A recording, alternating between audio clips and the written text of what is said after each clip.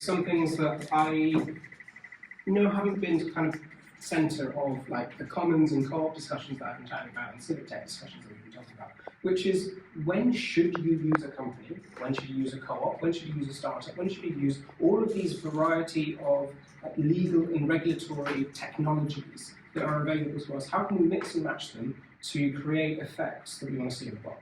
So the first thing is just a little bit about me. I've worked in a couple of early stage startups backed by social investors and briefly for the Ministry of Justice and Department of Education. Throughout most of that, it's been taking big, complex things that users have to do that they probably don't really want to have to do, often with regulatory or with prisons, so they definitely don't want to be doing it there. But then making it into something that's simple and easy to do, whether that's on their phone or in a short paper form, stuff like that. And now I'm working on this new project, which I'm calling Roost, which has been previously known as Rentless and a couple of other names, but this fits what we want to do. The idea behind Roost is that we're setting up lots of coops, so that's the... So part one is the government. And I think the most important question about this is the people who are governed, can they vote with their feet or not? Is it something like a supermarket where the transaction costs to switch to a different supermarket are just walking a couple of steps further down the street to go there instead? Or is it something more like a water company where you are legally obliged to get your supply from a certain place and you don't have any effect on that? You can't choose just to get your water from a different place. It's a complete monopoly. And then whether you can vote on that monopoly or not. So do you vote with your feet or do you vote with your hands? The second one is, do people care about it? Can you expect people to care about it? I've been part of the effective altruist community for a while, as are a couple of people here, but one of the things that they talk about is that in the global health and well-being space, you don't want people to have to participate. That is a burden on them that for something like water in the UK, we don't consider it something great that we get to go to our water company annual board meetings and vote on who the new chair people are going to be. We don't want to do that. Why should we force that on people who are trying to help in other places? And so caring about something is something that we do to a limited extent, that we should want to do in our local space, but not something that we should have to do in order to receive basic services. So do you want to sort of care about it as in holding hands, or do you want to just be given the service and not have to think too much? And thirdly, are they capable of doing this? Are we as users capable of doing this? In the water company example, I don't know how to make potable water. I don't know how to judge a chairman's application to say that they know how to make potable water. I don't know how to run a company of 3,000 people, let alone, which is about the size of some of the ones in the Northwest, let alone one that is larger than most FTSE companies like Thames Water is. And I shouldn't have to know, because all I want to have is that when I open my tap, water comes out of it. So I'm here like the emoji on the right here rather than on the left. And so we've got these two forms. We've got the cooperative, which is you know what you're doing, you care about it, and you vote on what it does.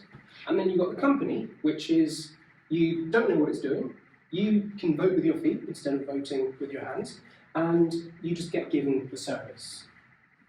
What's the normal statements? Oh, this is from working with Radical Roots and a couple of the other cooperatives, if you know them. But calling something a company, calling something capitalist, I don't mean to say that it's therefore evil. I just mean that this is a different corporate form, and that we should mix and match these corporate forms to be able to get what we want. A co-op is not intrinsically good, and a company is not intrinsically bad, which is not a distinction that I think I have to make here. Sometimes I do have to make that distinction. And this matters when we think about a market like greater than a single company or cooperative. Because if you've got a really high quality thing and you've got something that's very cheap versus very expensive down here, well, if I don't care too much about what's producing it, I'm going to choose the one that's cheap and really high quality. I'm going to go to the supermarket, for example, that gets me the best produce at the best prices instead of the one that has any political or philosophical aspirations behind it. But the problem comes in when the company's not very good, when it's a monopoly, like the water company example. I can't do anything about that, I just have to deal with the bad services, with killed fish, the sewage going into the rivers. But if it were a cooperative, I could vote on it. And this is the idea behind a lot of the producer cooperatives in like farmsteads or up north in England, where they were originally created, like if you have a one-employer town, people can't vote with their feet, so they have to be able to vote with their hands, otherwise they get exploited. But I think the most important thing here, and the thing that's going to be useful for the rest of what we're going to talk about, is that co-ops can't do this.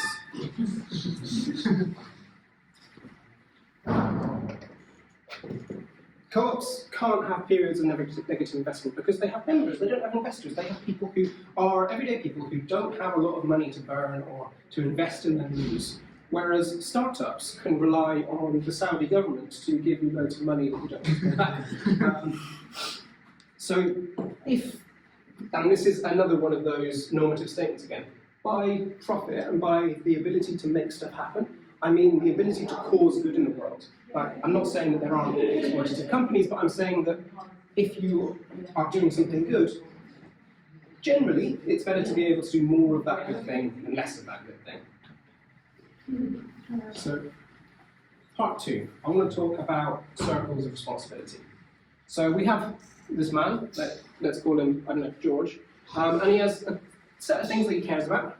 He has a set of things that he cares much less about. What he doesn't want is for other people to be in the stuff that he really, really cares about and to be impinging on what he's doing, what he loves. For example, the stuff that's in his home or her home. That is going to come in useful later. Also, you don't want people who completely exclude their circles of responsibility because then you've just got two companies. You don't have people who are part of the same cooperative or same company, same stakeholder group. So what you want is a kind of mixed responsibility over things that there should be mixed responsibility over. And that leads us into part 3, housing. Because at the moment, I'm not sure I'm going to be too controversial when I say that landlords aren't very popular.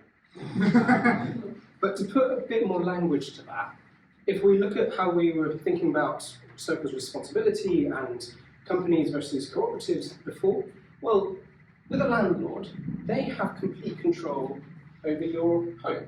You can't do anything without their say-so. Even though this is the place where you live and you should have safety and security, you don't have that because you are not the person who owns the home.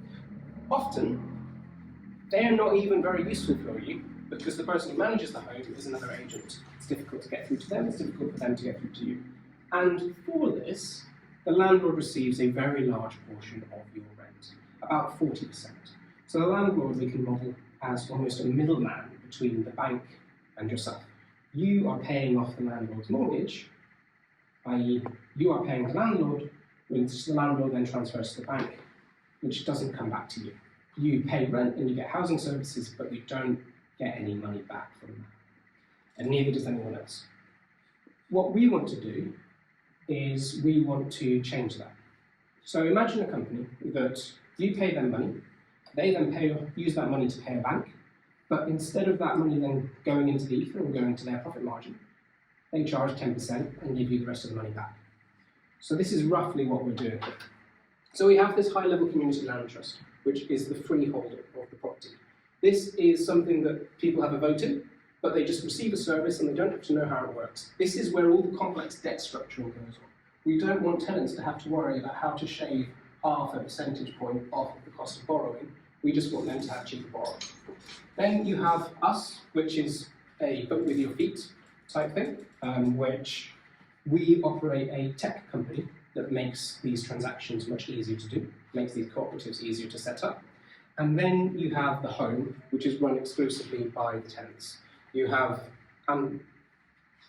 your own home is something that you are probably quite qualified to run, like just to know where to put the sofa, which is something that you're not able to do with a landlord, and not with all landlords. So we want to separate these levels of responsibility. And please tell me if there are any questions at this stage. Great.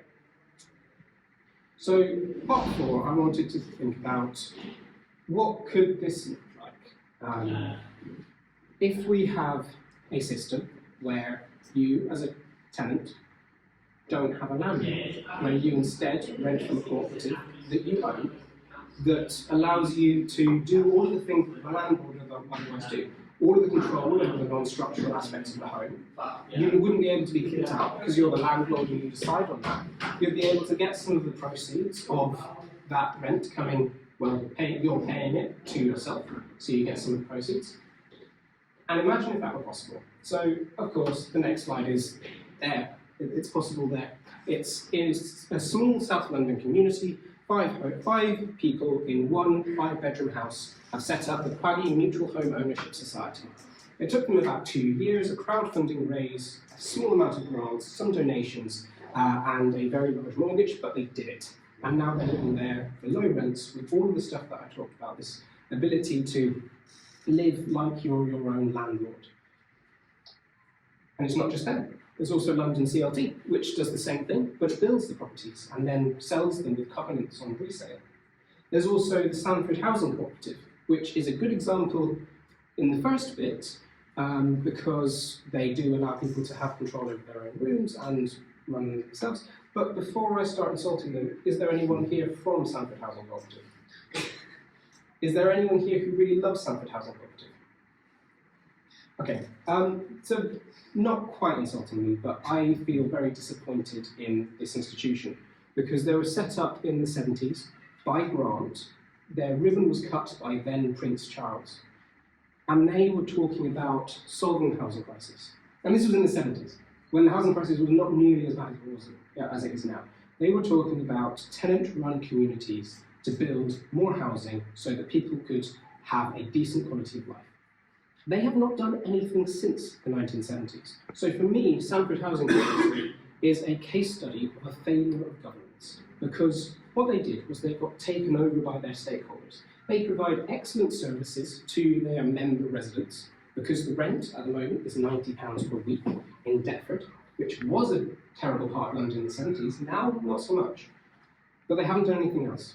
They were all bluster about solving the housing crisis, and they used public money with which to make that bluster, but then they didn't do anything with that. So part 5 is what happens if I want to live in a housing co-op, and this is the part that kind of ties down and turns it into a webinar. But this is what we're doing. The idea behind us is that we're using a startup to grow co-ops to make it feel like you rent like a homeowner. And we want to solve the housing crisis.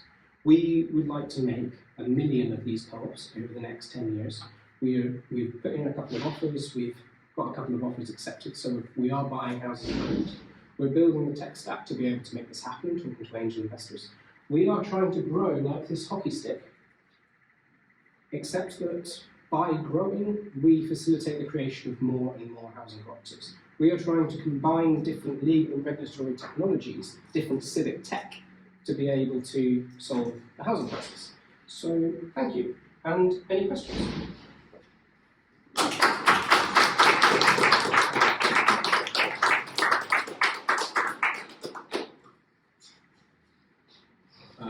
So that sounds like a really good model. Like, how do you envision, let's say, it growing in the next two to 3 years, right? Next 2 to 3 years, we're expecting pretty slow growth.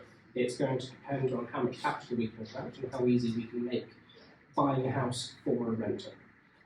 There's some things that are never going to be easy, like you've got to do your own viewings because it is the place that you're going to live.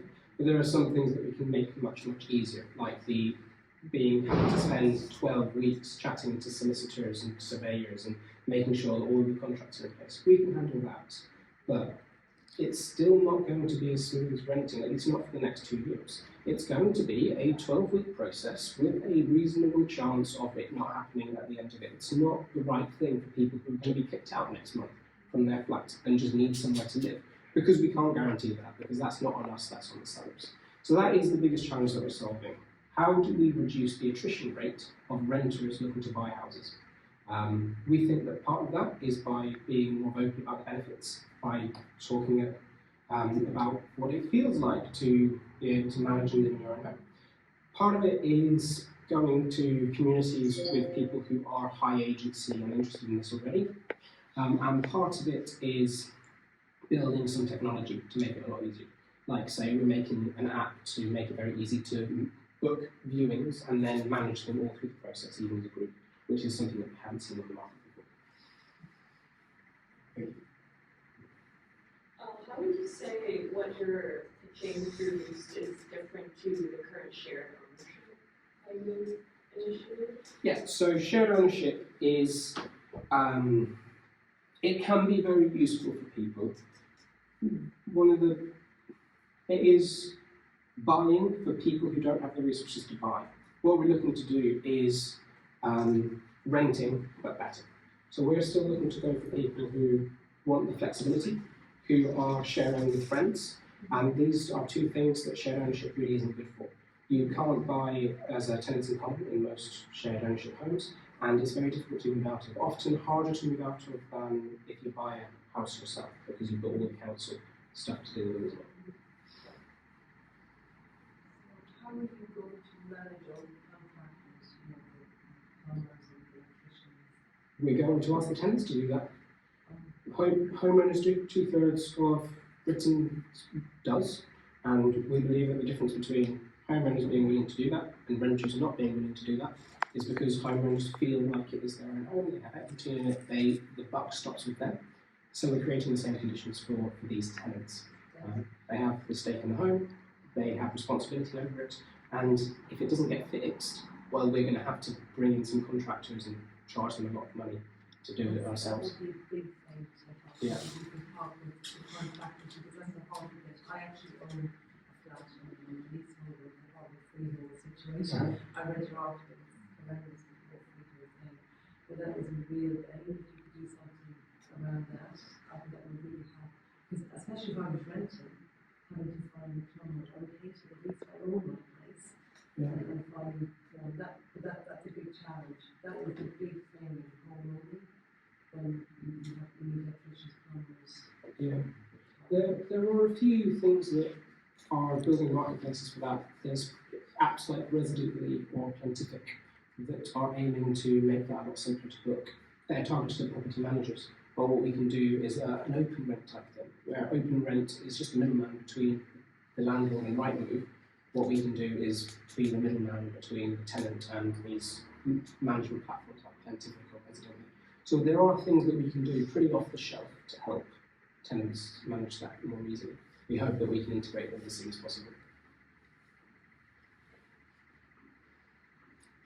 That was really interesting talk, thank you. So I know that the housing crisis won't manage not houses being built. Is that something that you're kind of thinking is like a further down the line issue, or is that something? But I know you mentioned a cooperative that builds. Is that quite rare for a cooperative to do? Is that one-off? It's actually quite common for cooperatives to build. The problem is that it takes a very long time. So this building in the picture took about 7 years from group getting together to people moving in. We don't want to wait that long. So first we're going to be buying, because it's a lot simpler. And then once we've got a few properties, once we've got an asset portfolio and we can go to the big financiers, then we want to build. And we have a sort of unfair advantage to being able to build, because in the UK there are little known tenant referendum planning tools. It's called a community right to build order. If you can get 1,000 people to vote for you being able to build a building, there's basically nothing the council can do to stop you from building it, which is amazing if it wasn't so hard to get 1,000 people to agree on any one thing. So what we can do is we've got a group of tenants with financial stake in their properties, which we can reach through an app, and hopefully we'll be able to deliver them these community right to build orders and do it in a morning instead of in a couple of months. That's great. Thank you. Who are you planning to buy? Which parts of London or Mostly Liverpool, but I was at a property viewing in Loughborough Junction this morning, so also Loughborough Junction and parts of outskirts of London, because what we're looking for is an 8.6% rental yield for an HMO, which is what the bank requires us to have. It's actually quite low for an HMO, so it works even in places quite close to central London, where the rental yields are relatively low, but still high enough for HMOs for what we want to do. what's the HMO? So a house in multiple occupation, just a shared flat. How are you going to keep the rents like affordable, other than obviously like the benefits of you owning it? What other things are you going to be able to do? Yeah, one of the great things about mortgages is that while rents go up, mortgages don't. They usually stay about the same level unless interest rates triple, which never happens. So what we've got is this product where we are passing on the costs to the tenants and taking 10% cut of it to be able to fund expansion on all the products that we're building. But if we can keep those costs low, those costs stay low. So what we can have is rent that rises at less than inflation, versus market rate rent, which rises at more than inflation. So over time, the differences between those two start to increase more and more, and the rents become more and more affordable. Thank you.